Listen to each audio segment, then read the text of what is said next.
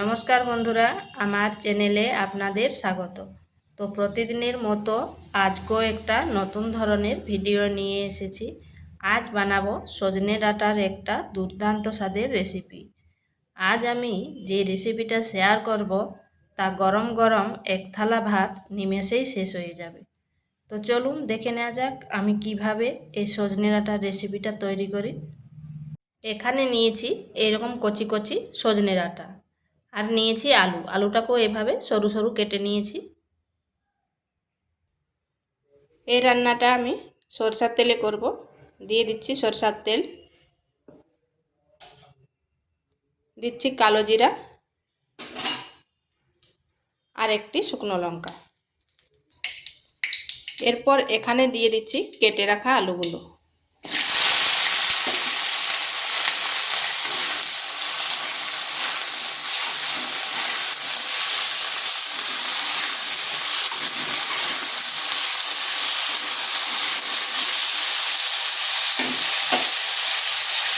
দিয়ে দিচ্ছি পরিমাণ মতো লবণ।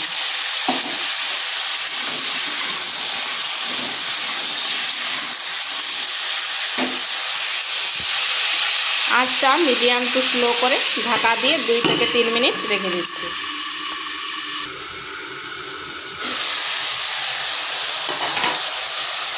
এটাকে মাঝখানে একবার নেড়ে দিয়েছিলাম।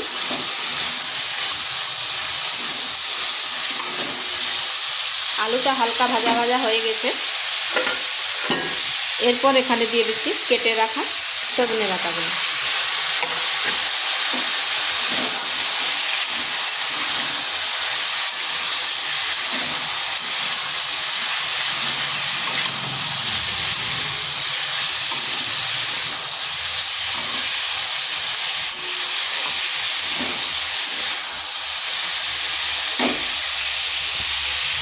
এরপর ঢাকা দিয়ে আবারও 2 থেকে 3 মিনিট রেখে দিচ্ছি। আঁচটা কিন্তু স্লো টু মিডিয়ামে রাখতে হবে। এখানে একটা মশলা করে নেব। নিয়েছি 2 চামচ পোস্ত, 1 চামচ সাদা সর্ষে আর 2টো কাঁচা লঙ্কা। ঝালটা অবশ্যই নিজেদের আন্দাজ করে নেবেন।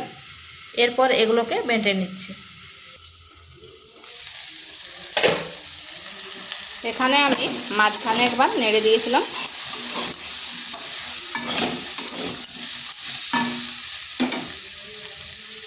দিয়ে দিচ্ছি হলুদ গুঁড়ো আর দিচ্ছি বেটে রাখা মশলাটা। দিচ্ছি কয়েক দানা চিনি। চিনিটা অপশনাল, আপনারা নাও দিতে পারেন।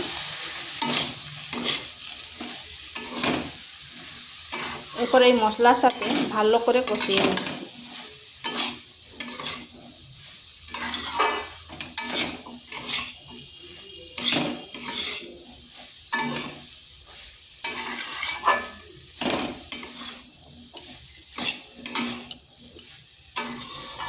এটা কষানো হয়ে গেছে। এরপর দিয়ে দিচ্ছি জল।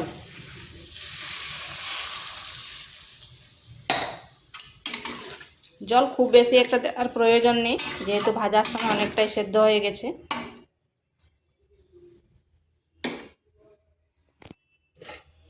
এটাকে ঢাকা দিয়ে 3 থেকে 4 মিনিট রেখে দিচ্ছি।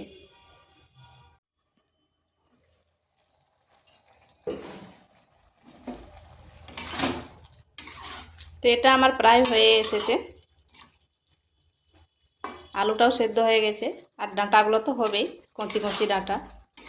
তো বাড়িতে একবার এইভাবে করে দেখতে পারেন।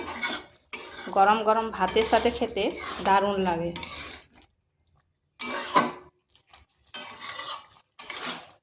এটা হয়ে গেছে। এরপর নামিয়ে নিচ্ছি। আর এটা আমি মাখো মাখো করব, ঝোল করব নি। তো ভিডিওটা ভালো লাগলে লাইক, শেয়ার, কমেন্ট অবশ্যই করবেন। আর নিত্য নতুন রেসিপি পাওয়ার জন্য চ্যানেলটিকে সাবস্ক্রাইব করবেন।